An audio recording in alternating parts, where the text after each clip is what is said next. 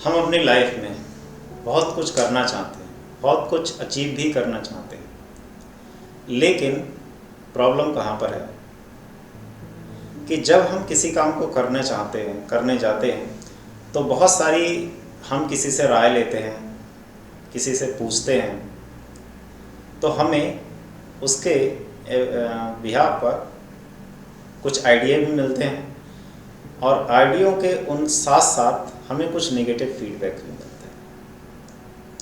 अब ये negative feedback किस प्रकार के हैं, किसने दिए हैं, ये बहुत ज़्यादा मायने रखते हैं, क्योंकि मोस्टली 99% लोग ऐसे हैं जो कि नेगेटिव फीडबैक की वजह से अपने उस काम को स्टॉप कर देते हैं। जबकि होना ये चाहिए कि नेगेटिव फीडबैक का मीन्स ये नहीं होता है कि आप किसी काम को स्टॉप कर रहे हैं।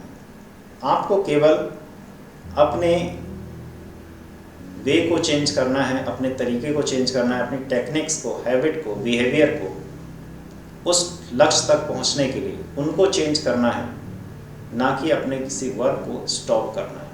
तो प्रॉब्लम यहाँ पर होती है। दूसरी चीज़, आप जिस तरह से चीज़ों को कर रहे हैं वो शायद उस तरह से नहीं होगी। यही बताता है आपका नेगेटिव फीडबैक किसी भी शख्स का।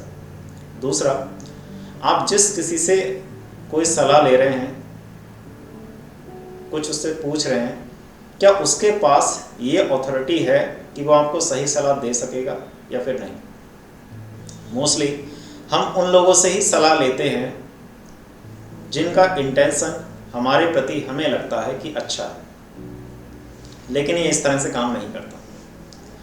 इसको एग्जाम्पल से समझते हैं। जस्ट सपोज आप समझिए आपके किडनी में कोई स्टोन है, आपके फादर आपसे बोलते हैं, जो कि बहुत ज़्यादा प्यार करते हैं आपसे बोलते हैं कि इस स्टोन को मैं निकाल दूंगा बेटा, तुम्हें दर्द भी कम होगा, मैं तुमसे बहुत प्यार करता हूँ। इंटेंशन बहुत अच्छा है।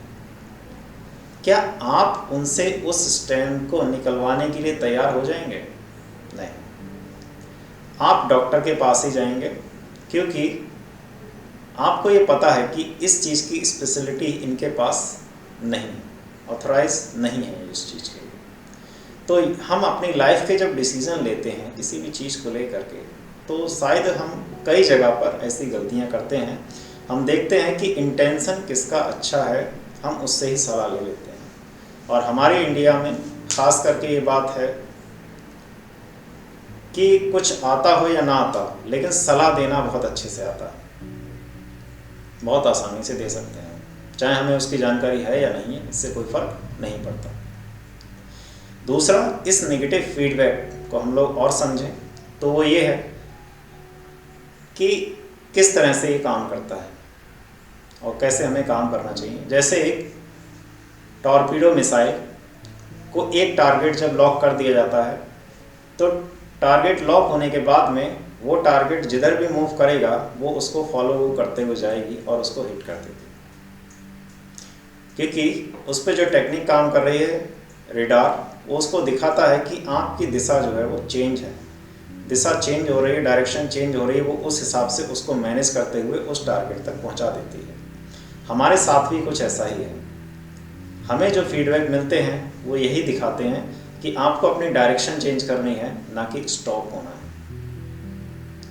कभी कभी हम अपने बच्चों को भी शायद कुछ ऐसे ही फीडबैक दे देते हैं जिसकी वजह से वो उस काम को करना ही बंद कर देते हैं।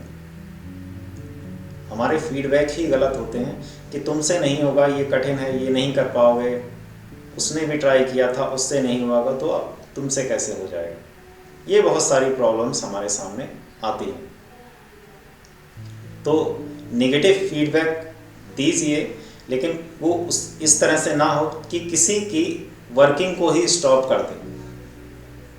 अगर जो आपको सही सलाह देनी है तो आप ऐसे दीजिए कि प्रोसेस को आप सही कर पाएँ, प्रोसेस को सही कर पाएँ, प्रोसेस को सही से कर पाएँ, नई हैबिट को बता सकें, नए बिहेवियर कौन सा डालना है, उसमें कौन सी टेक्निक लगानी है, इन सब चीज़ों को इन्वॉल्व करें, तब तो वो फीडबैक वर्क करेगा। अदरवाइज़ आप को फीडबैक देने की कोई आवश्यकता नहीं है या फिर किसी से फीडबैक लेने की कोई ज़रूरत नहीं।